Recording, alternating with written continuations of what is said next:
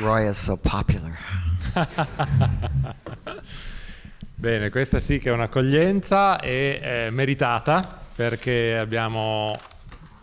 Ok. It's okay to you? It's okay to you to listen to my... Yeah, That's that okay. would be a good idea. If you prefer, we have a translator. If you prefer a It human gets translator. translated in here, right? Yeah. Yeah, it'll be all right. Once I can figure out how to put it on.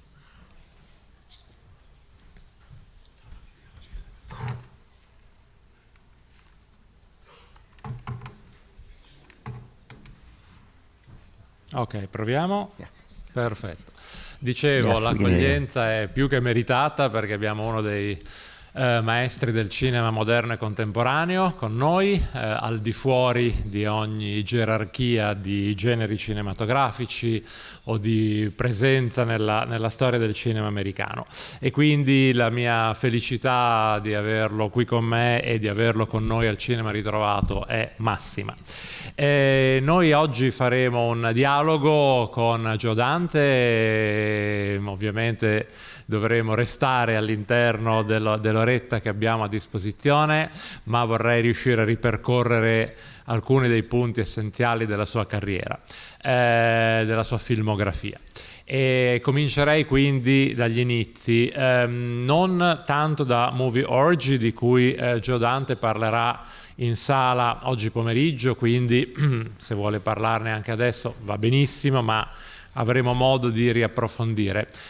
Mi piacerebbe, se lui è d'accordo, partire dal secondo inizio della sua carriera, quello che riguarda Roger Corman e il suo inizio appunto vero e proprio con il cinema. Se ha voglia di parlarci di questo grande maestro Corman, che è stato così importante per lui e per tanti altri cineasti in futuro.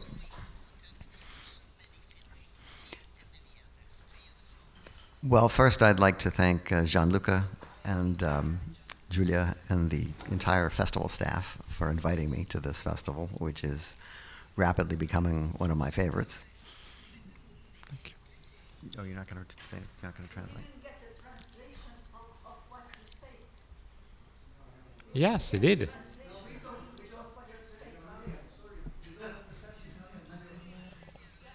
I don't know what's happening. Have you heard what I have said? I heard what you said. Okay, so it's okay. So you can go on with the Corman question if you want. Okay. I was lucky to work for Roger Corman when I was starting out. I was a fan. I had seen his movies in the movies when I was a kid. And a friend of mine was hired to go and work for him. And and he said to all of his other friends, "Why don't you come out to California and we'll make movies for Roger Corman? There's no money, but it's experience and it's real movies." So I went out there and I started cutting movie trailers. And Alan Arkush joined me, and we became the trailer department of Roger's company.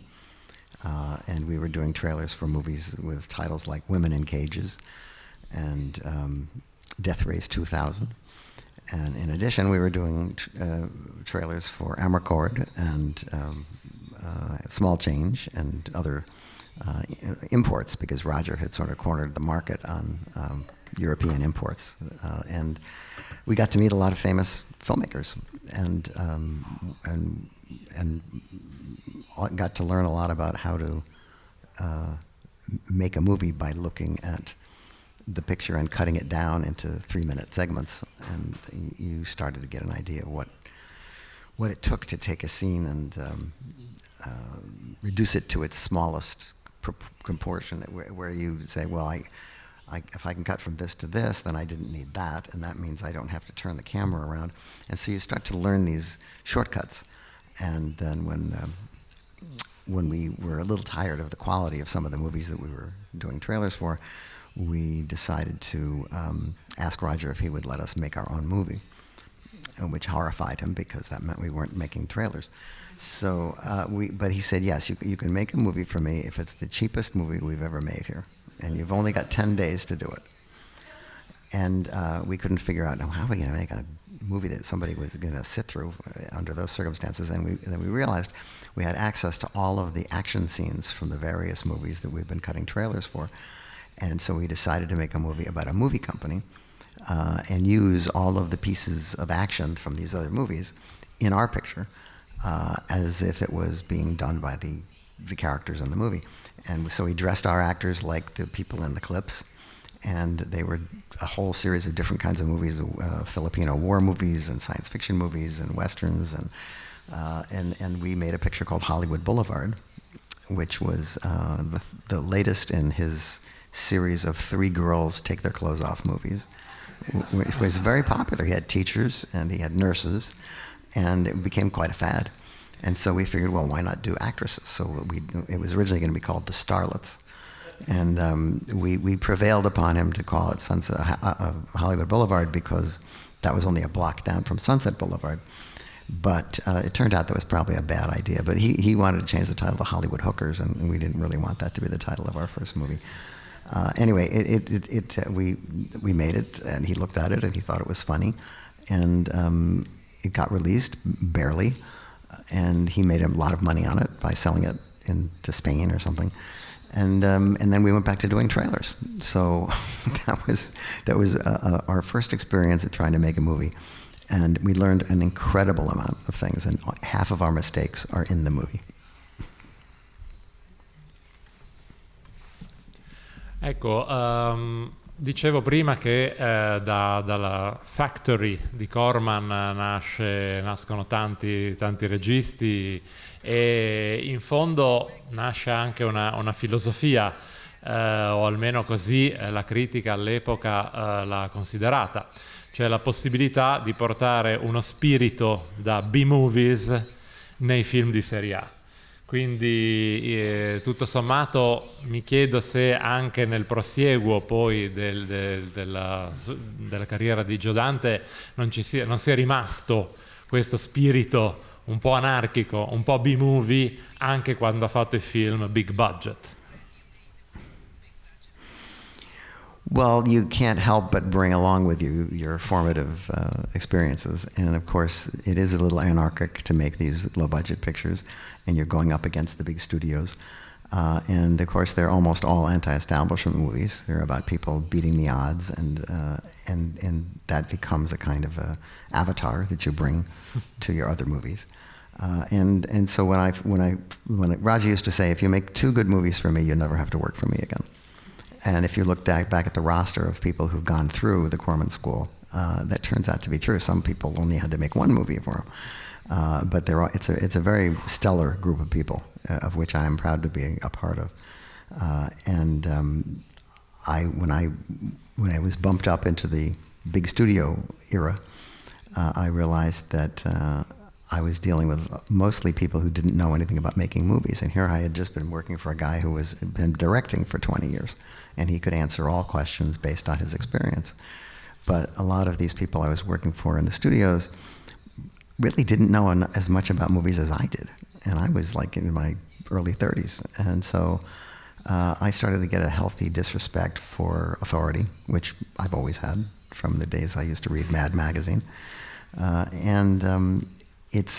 I wouldn't say it's a war between art and commerce, but it's certainly a skirmish every time you make a movie.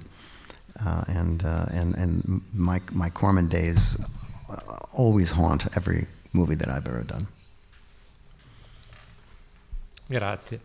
Ecco, c'è anche poi una curiosità in questi primi film, se non ricordo male, se non sbaglio, nei primi 2 film ha lavorato con un musicista che è stato nostro ospite pochi giorni fa, cioè Pino Donaggio, musicista in questo caso di Blowout qui a Bologna, e volevo avere qualche racconto sull'incontro con un musicista così importante del cinema in generale, poi anche della storia della musica italiana.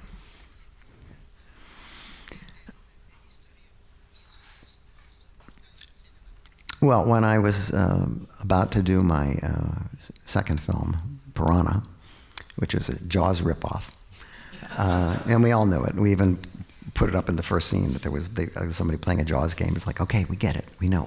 You know, we both know. We all know. Just let's get past it. But I never imagined that anybody of the stature of Pino Donaggio would be interested in doing this kind of movie. And I had just seen Don't Look Now, which was just blew me away. It's such a great score. And it turned out that at that period in his career, Pino was looking to try to broaden his horizons and start to get work in America. And so I guess he was considering doing a series of low-budget movies, which he did. And he did a great score for me. I mean, it was a very big part of the success of the movie was the music. And to the point that when I got my next movie, The Howling, I said, well, you know, there's nobody to do this but Pino. And you know, there were certain logistical problems, but you know, he didn't speak English and I didn't speak Italian, and we had our friend Paul Bartel, who was a director, would translate, but because Paul spoke Spanish, and so did Pino. So, and also the scores, they couldn't afford to send me to Italy, so the scores were done and sent to us, and he had access to this great church organ that he used in the score for The Howling, and it's one of the best scores that I've had in any of my movies. And if I hadn't got hooked up with Jerry Goldsmith on my next picture, and then gone on from there with Jerry, I certainly would have gone back to Pino, who was a major reason why I was successful in my early years. I didn't even know that he was a rock star until I had, long past working with him. Una breve curiosità, un attimo. Too many pops. Ok, una piccola curiosità, all'epoca Joe Dante aveva visto Piranha parte seconda di James Cameron?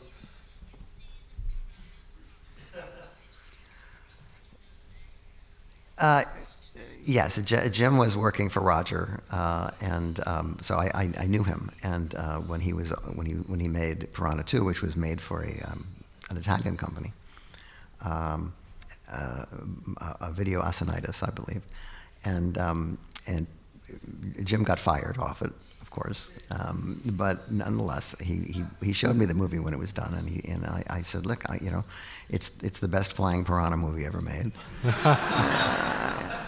And I thought you did really good work with the actors, and I don't think it's anything to be ashamed of. I think he is still a little ashamed of it, but it was another stepping stone. It was like, you look at these people and you look at where they start and where they end up, and it's always informative to go back and look at their early work.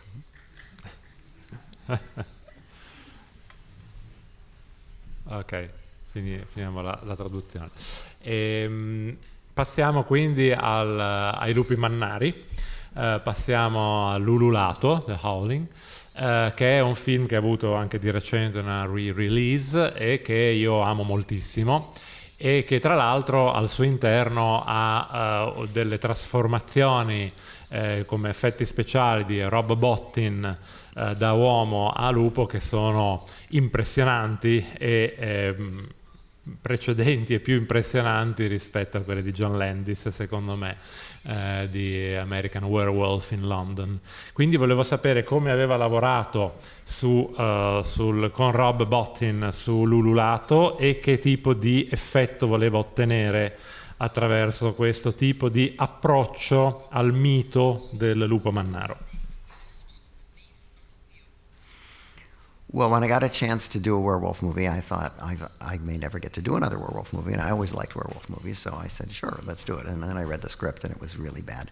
And so it was actually created by the previous director who was kicked off the picture. So I inherited this movie. So I went back and read the book, which isn't very good. And then I went to my friend John Sayles, who had just done the same thing for me on Piranha, and said, well, let's see if we can make something different out of this. And John did a terrific job and made it much more interesting and more political, and just, it did the things that John Sayles does. One of the selling points to the studio was that you're going to see a person change into a werewolf in one shot. And this was pre-CGI, so it was pretty ballsy of us to think we could do that.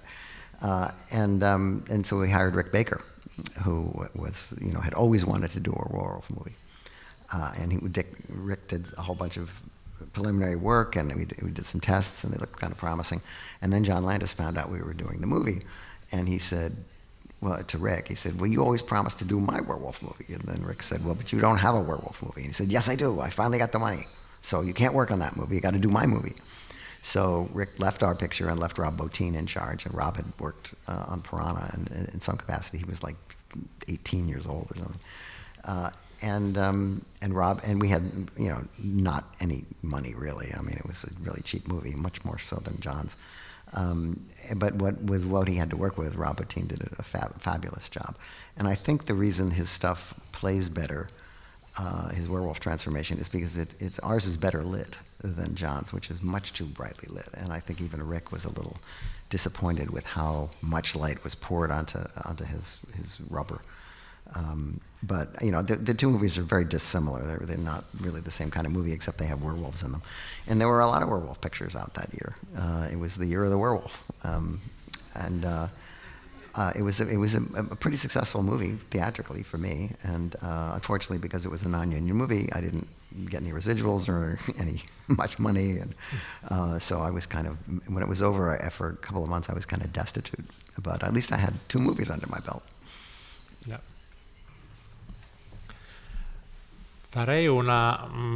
Introduco adesso una domanda un po' più legata ai generi più che alla cronologia, e volevo capire se, avendo Joe Dante frequentato horror, fantascienza, genere fantastico in generale, li considera un'unica grande famiglia di generi cinematografici soprannaturali, oppure ha una predilezione, come per esempio per l'horror da cui in fondo è nato?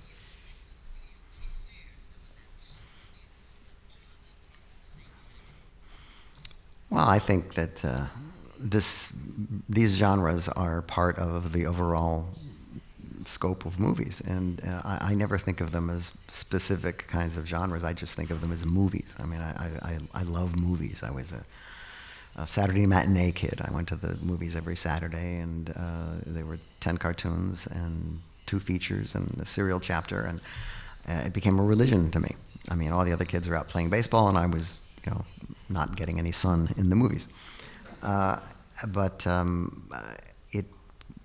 It's something that it became kind of an obsession to me, and I was not picky about the kind of movies that I saw. I mean, I liked all movies, except when I was quite a young kid, I didn't like movies with adults in them. And so I was mainly interested in the cartoons. And one day I stayed to see It Came from Outer Space in 3D, and I realized that at my younger age, well, these movies with grown-ups, sometimes they can be good.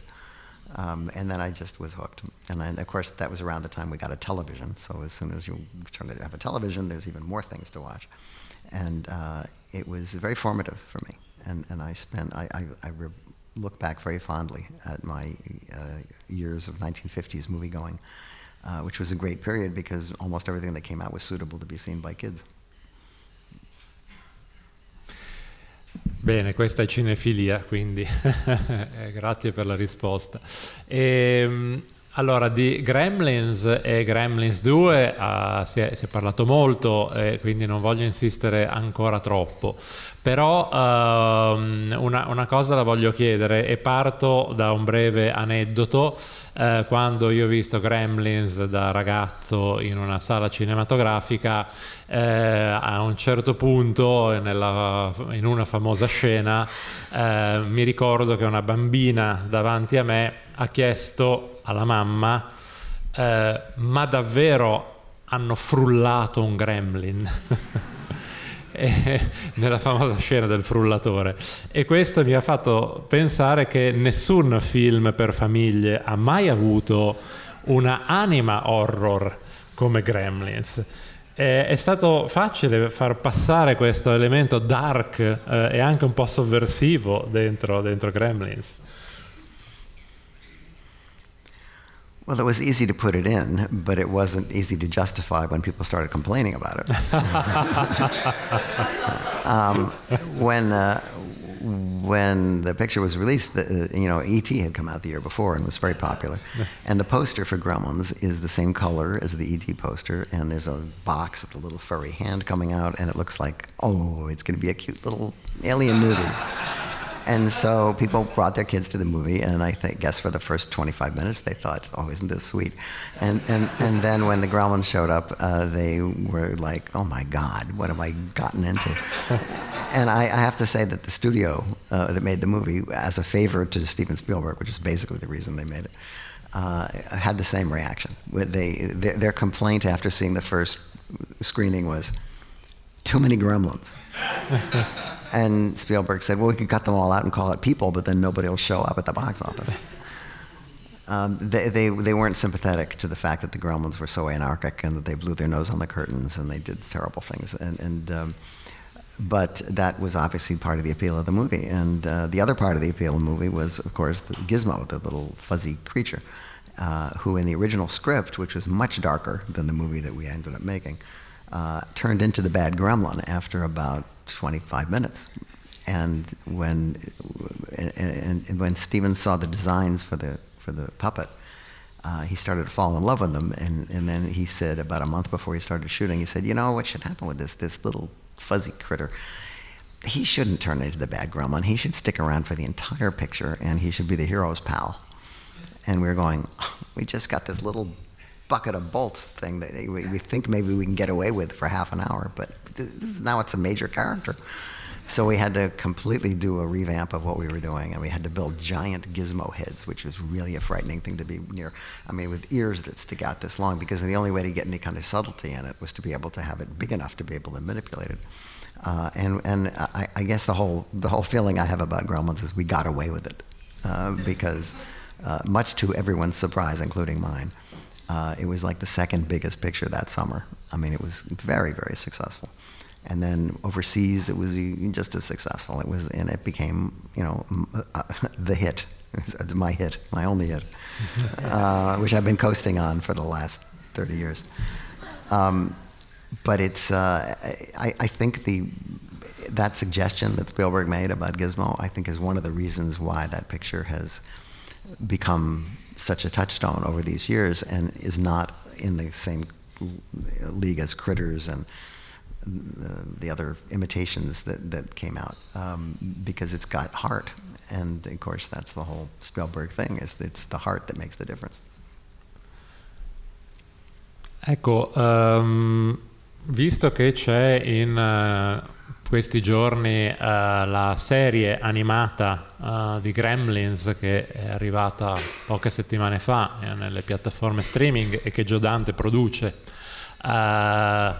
la domanda sorge spontanea: potremo mai sognare un Gremlins 3? Well, that was one of the reasons I was so happy to do the TV thing, is because it was like, they'll stop asking me about Gremlins 3. The problem with Gremlins 3 is that after I did Gremlins 2, which was a total send-up of the whole idea of Gremlins, it became very difficult to figure out where to go with that, I mean, before we got to Gremlins 2, and before I came back on board, the studio was he was hired writer after writer to try to figure out another way to do Gremlins, and they had Gremlins go to Mars, and Gremlins meet Bon Pa Kettle, and Gremlins, they couldn't figure out exactly what to do. And so when they came to me and said, you can do whatever you want, if we just want Gremlins, I said it was an opportunity for me to be able to do a Hellzapoppin' kind of a movie where anything can happen. And it was, and it was a comment on the first picture. We made fun of the rules, we made fun of everything. We made fun of the 90s, we made fun of Donald Trump, we made fun of Ted Turner, we made fun of everybody. And it was very satisfying. And so as a combo, I think it's one of the stranger double features that you can see. But as a studio movie, I think they're both very unusual studio movies, and I don't know that studios today would make pictures like that. No. Allora, devo dire che uno dei film che io amo di più della filmografia di Joe Dante è Explorers, che però ha avuto una cattiva ricezione da vari punti di vista, secondo me non meritata, però è un film chiaramente che deve essere valutato con altri strumenti rispetto a quelli che abbiamo appena citato, ed è davvero un film per famiglie in questo caso. Quindi volevo sapere il ricordo che Joe Dante ha di Explorers e che sentimento ha nei confronti di questo film tanti anni dopo. Well, I loved making Explorers because I loved the kids. The script that I read had the kids building their own spaceship and then going to space and meeting some other alien kids and playing baseball, and they went home. And I thought, I don't know, that's not very satisfying. So we were under the gun because when we accepted the job, the studio said we have to have it out at this time. And so, and this is right after Gremlins came out, and it was really made in a rush. And when the kids went on the spaceship set, their feet went into the wet cement.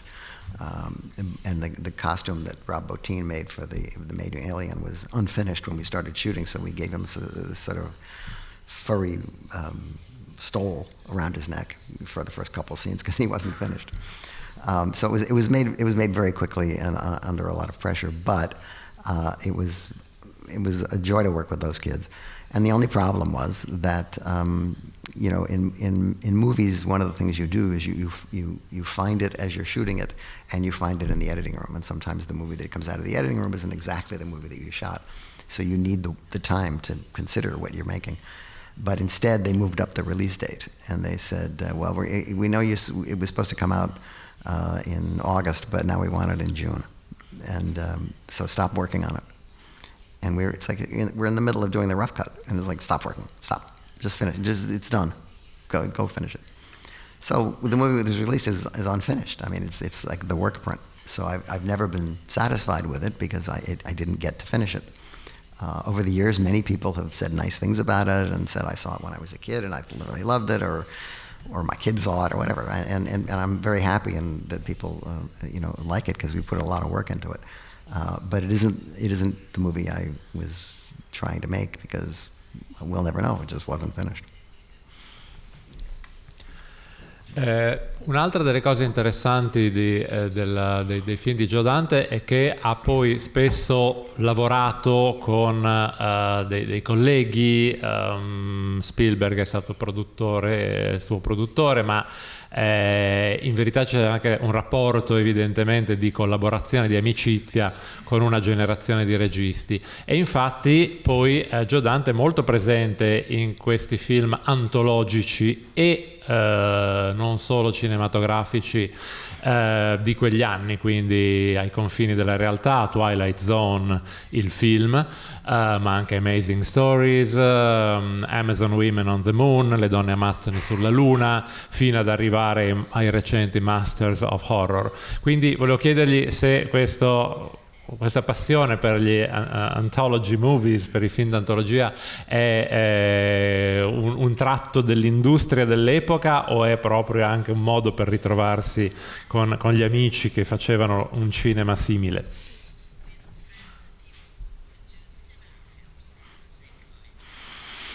Well, you remember that Italian movies in the 60s used to do a number of movies that had several plots and several stories. I mean, it was a genre, really.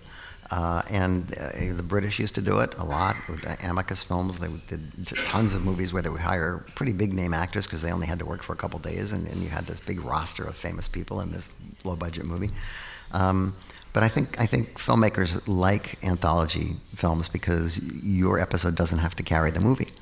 So you're not you can't be blamed if the movie doesn't work because all you did was your own episode that was as good as you could make it. And also it can be done quickly. And I've been on movies that shot for a year and a half, and you get up in the morning and wonder when is this going to be over, and it becomes a sort of a kind of torture. But to do something that you see the results of right away is very satisfying. And I've always liked anthology movies, and the only problem with them is that there's always one or two stories that you don't like as much as the other stories, and so essentially always uneven, and depending on what person you're talking to, that would vary as to which ones they like and which ones they don't like. But it's I think directors just enjoy that kind of creativity because the responsibility is less. Mentre andiamo avanti nel dialogo mi impressiona sempre vedere quanti grandi film ha girato Joe Dante e che si confermano via via che snocciolo i vari titoli uno dopo l'altro. Ecco, volevo a proposito di film che hanno poi creato un immaginario, film che vengono da un immaginario precedente e che Joe Dante conosce come cinefilo, ma che poi riescono a creare un immaginario successivo, soffermarmi su Salto nel buio, Inner Space, che è un ulteriore film sulle cose piccole che piacciono molto secondo me a Joe Dante, dai Piranha ai Gremlins agli Small Soldiers e così via, ma questa miniaturizzazione è poi stata utilizzata tante volte, e in particolare quando io pochi mesi fa ho visto Ant-Man Quantumania, ho detto questo è Salto nel buio, ma fatto molto peggio, perché Salto nel buio secondo me è uno dei migliori film sulla miniaturizzazione, ovviamente insieme ai classici di Fleischer. E allora volevo chiedergli insomma qualcosa di come ha lavorato su questa idea del corpo umano e del rimpicciolimento anche tecnicamente così complicato. Well, it was a very complicated movie, which, by the way, won an Academy Award for Best Special Effects. Yes. Probably as close to an Academy Award as I will ever get. I mean, initially, when I read it, I thought, this doesn't work at all. It was written by a guy who gets credit like 3 or 4 times on the credits, and I'd never met. And it was a serious version of that movie. It was a serious spy movie where a guy gets shrunk down and put inside another guy, but not funny. And I said to the producer, no, I'm not going to do this. This isn't going to work. People are going to laugh at this. And so I went off and did something else, and they came back and they had hired another writer, Jeffrey Boehm, who had written Indiana Jones and The Last Crusade, and who I knew already. And he had turned it into a comedy. And his idea was, what if Dean Martin was shrunk down and injected into Jerry Lewis? And I thought, well, that I can understand. That I can get behind that idea. And so we hired Martin Short and Dennis Quaid, and they were great, and Meg Ryan and Kevin McCarthy, and a wonderful cast. And we got the studios back, and we spent the money. ILM did amazing special effects, which, as I said, won an award, including a lot of in-camera effects where it's all done with forced perspective. And it was very satisfying film. So we had a preview, and it was very successful. The audience laughed all the way through the picture, and all of the studio people were just thrilled. And then they released it with the worst ad campaign that I've ever seen in my life. It was a giant thumb, just a thumb, with a tiny little dot on it that was supposed to be the submersible pod, except you couldn't tell. And the title is Inner Space, which tells you nothing. And they didn't have any pictures of the cast. It was just like, here, it's a Steven Spielberg Presents. Come see it. But they didn't. They didn't come see it. And the studio was shocked because they thought this is a surefire hit. And because people who did go had a great time. People laughed. I mean, it was very popular, except not with enough people. But and they couldn't figure out what they had done wrong, so they waited and they said, well, we'll re-release it in the fall with a different campaign. And they had another campaign, which was Martin Short with his tongue stuck out with a little submersible pod on it, which was marginally better than the first one, but not very good. Anyway, it bombed again. And so the saga of that movie is that it was one of the early pictures to go to VHS. And in fact, the first letterbox picture to go to VHS. And it became suddenly very popular because all these people who didn't see it or didn't know it existed saw it and liked it and rented it and told their friends to rent it and bought it and gave it to their other friends. And then, about 5-6 years later, people thought, Interspace, I guess that was a big hit, huh? And I used to say, oh yeah, sure. But it was an example of one example of many movies from the 80s that were not successful theatrically but became very, very popular on home video. And home video actually resuscitated the careers of a number of people who had one loser after another. Not bad movies, but just pictures that didn't make money. And then suddenly they were like, oh, he made all these pictures that I love. And luckily we don't care anymore. It's just a matter of history whether they were successful initially. But it's made the 80s into what the 50s were for my generation, which is something that everybody looks back on with great affection and nostalgia. Perfetto. Allora, adesso vorrei parlare di uscire solo apparentemente dal fantastico e dalla fantascienza per entrare, a proposito di nostalgia, in un grande film che tutti amiamo, che è Matinée, che mi sembra un po' come se fosse un po' il film nel quale a un certo punto l'autore parla del cinema e non solo di altre storie. Ovviamente quando Fellini fa 8 e mezzo o Truffaut Effetto Notte parlano di come si fa un film. Nel caso di Joe Dante forse racconta di come si guarda un film, di come ci si appassiona anche a un film, e quindi non si dimentica degli spettatori, no? Quindi si parla anche di loro. Quindi è un po', possiamo considerarlo un po' l'8 e mezzo di Joe Dante. Accetta la provocazione?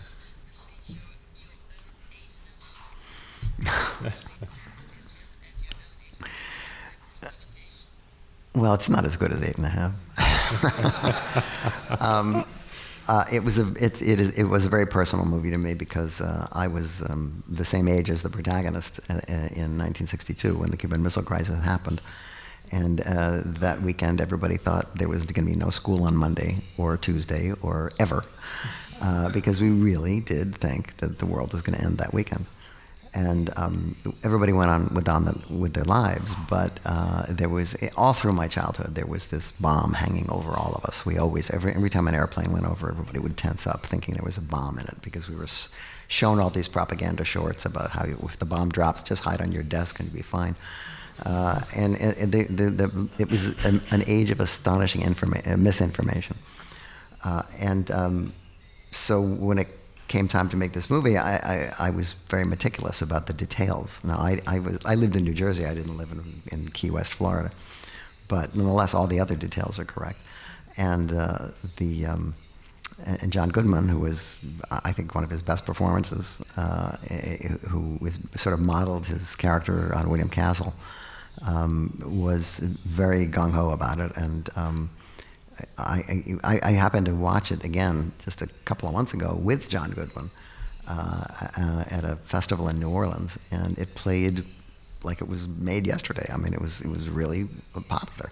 But when it came out, of course, it was, kind of nobody paid much attention to it. I mean, John wasn't like a big star, and it didn't have much of a title, and so it's another case of a picture being found after its theatrical release, which is great, except that I'm a big believer in seeing movies with an audience. I think the communal experience of seeing movies is the reason why we all love them. And I as happy as I am that people have rediscovered movies like that, they always, to me, lose a little bit of their identity if they're seen alone on a TV screen and not with an audience that is putting out a communal vibe. But again, I mean, I'm proud of the movie. It's one of my favorite pictures that I've done, and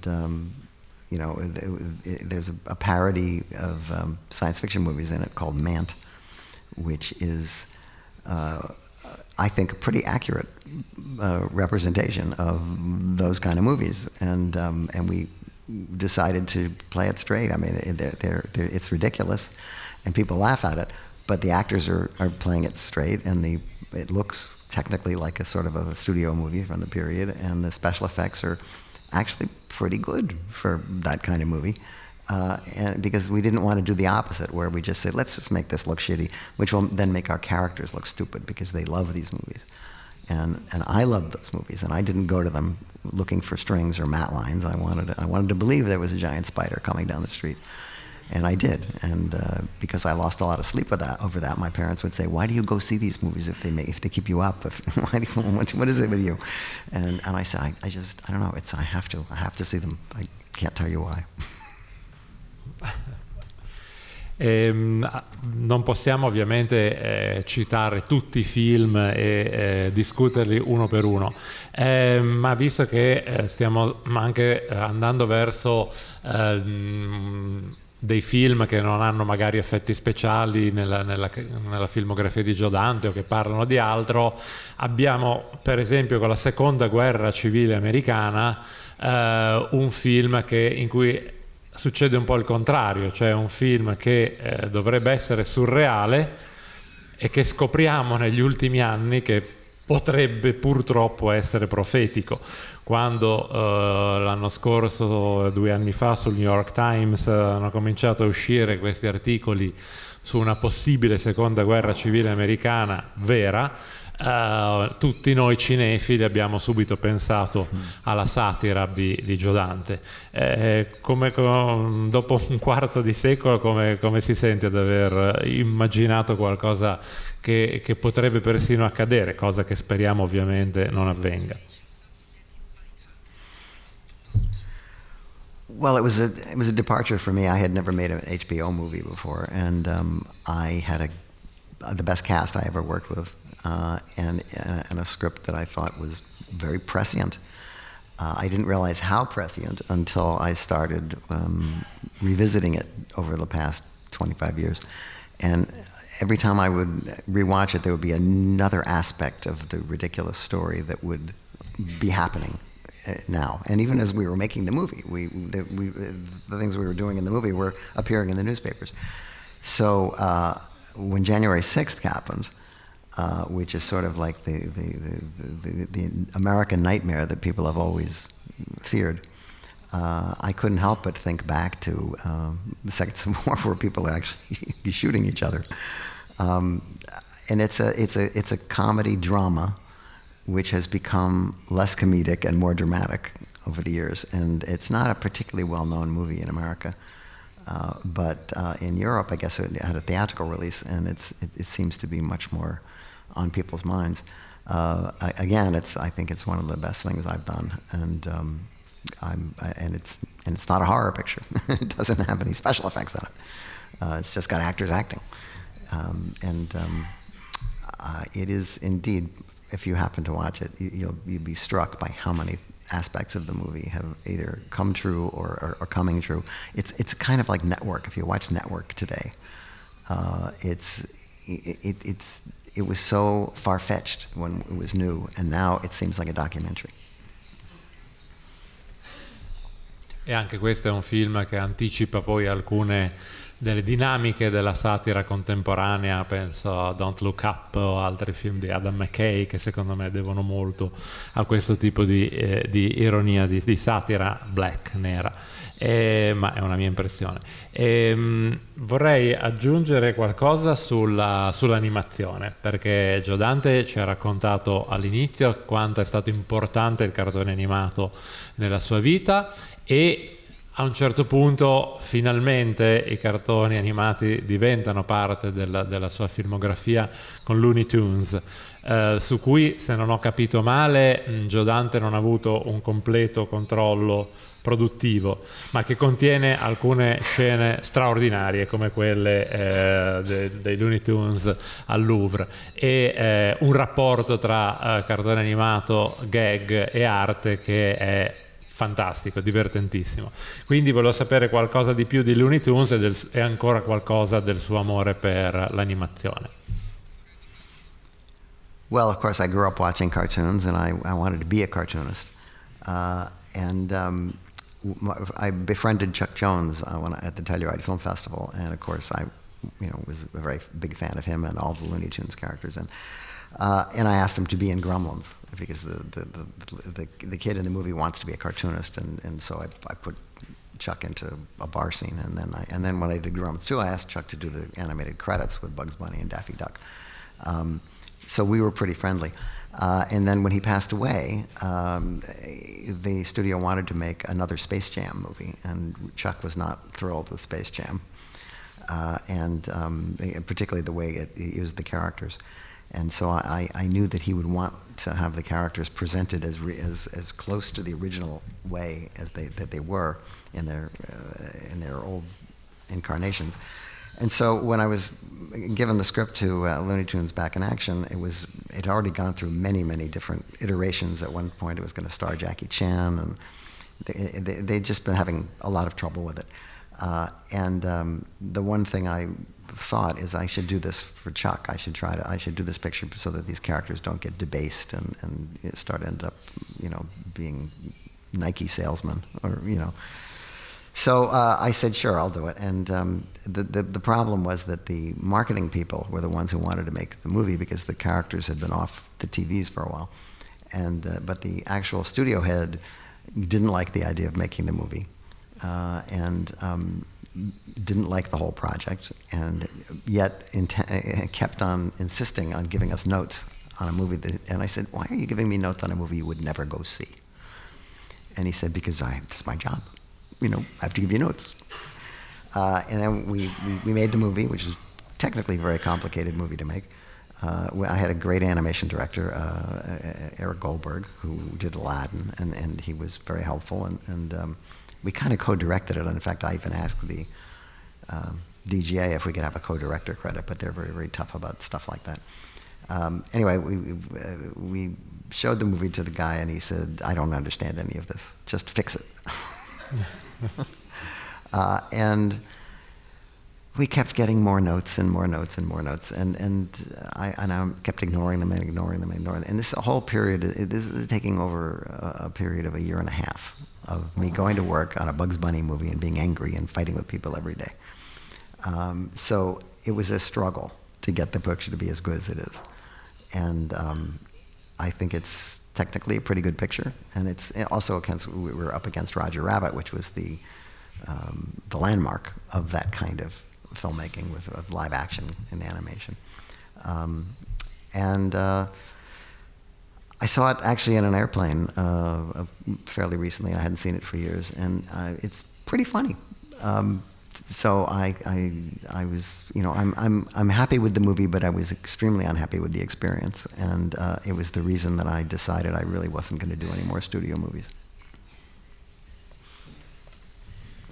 E questo conferma che è stato un po' il film che cambia anche l'atteggiamento nei confronti di un cinema che è completamente trasformato, che non è più il cinema che Joe Dante ha conosciuto e coltivato per tanti anni.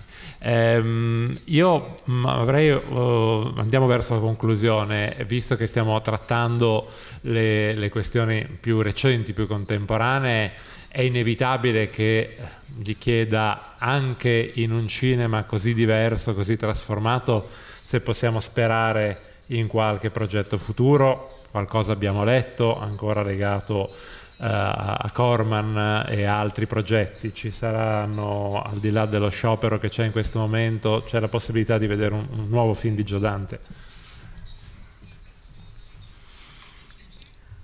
Well, currently there's not much of a chance of seeing new films by anybody coming from Hollywood because there's a strike on, and literally nothing is getting done. And there is such a revolving door of executives that sometimes you try to pitch a movie to somebody and then the next day they're gone. So nobody's doing any pitching either. So it's kind of an era of stasis, at least in the Hollywood world. And so people who have projects are kind of keeping them close to the vest and saying, okay, I'm just going to wait for my opportunity to try to get people interested in this. And others of us have had, projects like the one that was mentioned about Roger Corman making The Trip, called The Man with Kaleidoscope Eyes, that have been on the boards for 10 years. I've been trying to get made and almost got made a couple of times, but then didn't. And everybody's got stories like that. And we all have things in our drawer that we keep in case somebody says, I have some money. Less and less often they say that, but That's how Burying the X got made. I mean, there was somebody with some money they wanted to spend, and they said, well, if we can spend this money by the end of the year, then we'll make the movie. And so okay, I'll do the movie. You know, it was like, you know, it's not my magnum opus, but I was happy to be working and doing something that I liked with actors that I liked. It's a very strange time in the business, and it's never been quite like this. And then, of course, the specter of artificial intelligence has now entered the picture. And the writers went on strike because, in their worst case scenario, the studio head said, I don't want to have to deal with some writer. I just talk into the machine, tell the guy what to do, and have him send it back. I mean, the bottom line is if the studios could make movies without human beings, they would be very happy, because we're just nothing but trouble. Don't do what they want. We have our own ideas. This is a big paradox that I've always amazed me about movies, is when you hire somebody for what they do and then you don't let them do it, that really is a terrible waste of money and time. And it's like time to sell your stock in the studio, because there's no future. So it's kind of a bleak period. I can't imagine what's going to happen. No one knows what's going to happen any more than they know what's going to happen in Russia. You know, it's a turbulent time in the world, and it's a turbulent time in the arts, and particularly as far as financing the arts and patrons and those kind of things. It's a work in progress, is what it is, and we just all have to get up every morning and deal with it.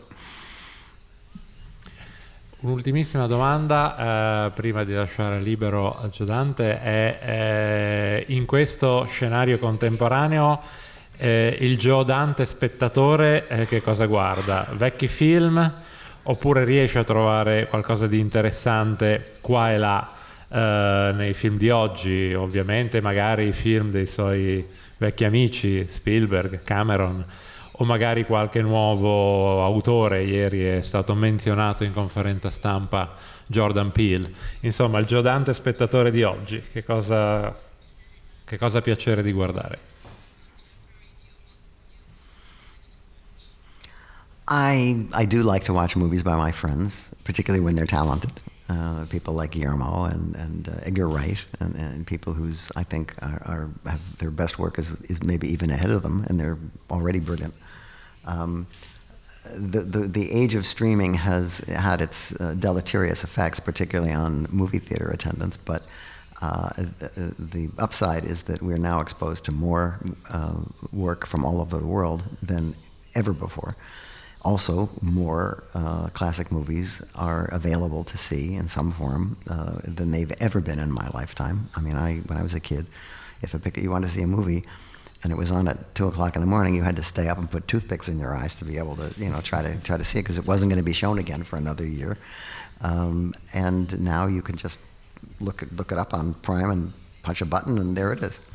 The access is great. The curation is not as good, because people are so confused about how many things there are to see and how many places there are to go to see them. And unfortunately, in America, going to the movie theater is one of the last places people want to go and see them. But for me, there's a whole bunch of streaming series that I've been watching that I think are really good. I think The Great was really good. I think Poker Face was really good, and Squid Game was really good. I mean, there's a whole lot of really interesting things out there. And the other question is, how much time is there in your life to be able to devote to doing this? And also, see, I'm at an age where I was already exposed to most of the classic movies, so I don't have to go back and rediscover most of the great movies that I love, because I've already seen them once. I may want to revisit them, but I don't have to rediscover them. And that's why when I was first went to Hollywood, I started collecting 16mm prints, because it was the only way to see a movie that you really loved over and over, because there was just no other. And then videotape came, and then the whole home video revolution. And now I've got this wonderful 16mm collection, and they don't even make the projectors anymore. So we still keep them, because there's a lot of stuff that isn't on tape yet. But it's a very interesting time to be a film buff. But I think you just have to be alert to where you can find what it is that you like, and this is where I get to plug my website, Trailers from Hell, where if you go to the website, you see trailers from, I don't know, maybe 1,000 trailers for movies with commentaries by filmmakers and writers and producers talking about why they, like these movies and why you should see them. And it's quite an interesting collection. I also got a podcast called The Movies That Made Me, where we have people on who talk about not their own careers, but what movies made them want to do what they do. And so that takes up some time. It's a pretty good podcast. You probably find it. But if the question is what do I do to keep me off the street, I'm plenty busy. I don't have to wait for the garbage truck to come. Ma non era la domanda. Allora, vi ricordo alle ore 18 Movie Orgy, oggi pomeriggio, di nuovo con Joe Dante che ci racconterà meglio di questo film che oggi non abbiamo analizzato per bene, ma lo faremo con lui all'Europa Cinema alle ore 18. E per il resto, mio massimo ringraziamento di cuore a Joe Dante per essere stato con noi. Grazie.